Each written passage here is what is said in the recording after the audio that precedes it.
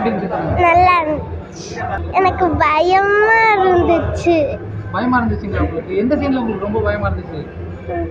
இந்த லாஸ்டா வந்ததுல அந்த சீன்ல எப்படி இருந்துச்சு? ரோப் புல் பண்ணி இழுத்த சீன்ல எப்படி இருந்துச்சு? ஃப்ரெண்ட்ஸை காப்பாத்துனாங்க இல்லையா, அதெல்லாம் எப்படி இருந்துச்சு? நல்லா இருந்துச்சு. உங்களுக்கு பிடிச்சிருந்துச்சா படம் ஃபுல்லா?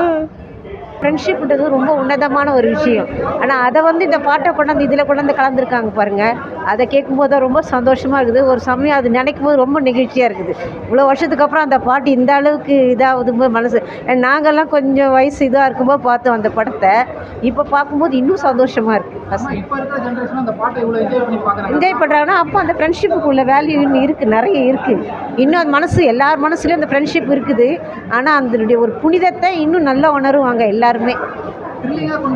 சூப்பராக கொண்டு போயிருக்காங்க. ஆனால் உண்மையில் இந்த அளவுக்கு லோ பட்ஜெட்டில் இந்த அளவுக்கு ஒருத்தர் கொண்டு வருவாங்கன்னா அது பெரிய விஷயம்.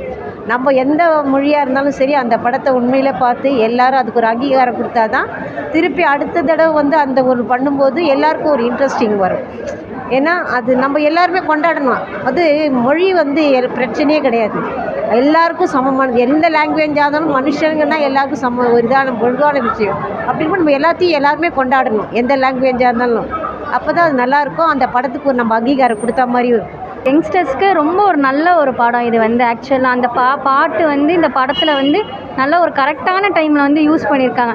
சில டைம்ஸ் நம்மளுக்கே அது கண் கலங்குற மாதிரி இருக்குது. இவ்வளோ ஒரு ஃப்ரெண்ட்ஷிப்பில் இப்படி ஒரு லவ் இருக்கா?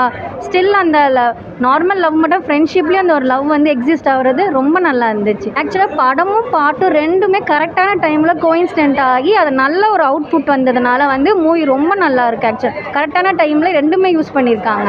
தரமாக இருந்துச்சு. நான் மாசு படம் எனக்கு அது அங்கே போகணுன்னு ஆசையாக இருக்குது. வேறு ஆமாம், ஆசையாக இருக்குது. செம தர்றோம்.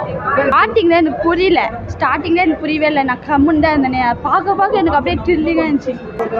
கொலை மாசு சூப்பர் தர்றோம். சூப்பர்ண்ணா, செம கத்துன்னு கத்தணும். It was very thrilling. ரொம்ப நல்லா இருந்தது. லைவாக நிஜமாக நடந்ததை பார்த்த மாதிரியே இருந்தது. So it was a very nice movie, complete thriller. And உட்காந்து பார்க்க முடிஞ்சது. பட் நெக்ஸ்ட் என்ன நடக்கும்ன்றதுக்காக வெயிட் பண்ணிட்டு இருந்தோம். ஆமாம்,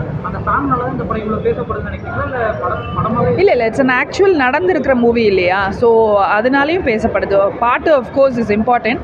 படம் லைன் ஃபுல்லாக வருது. பட் கண்டிப்பாக இது ஆக்சுவல் மூவின்றது நடந்ததுன்றதுனால I think it's going on so well.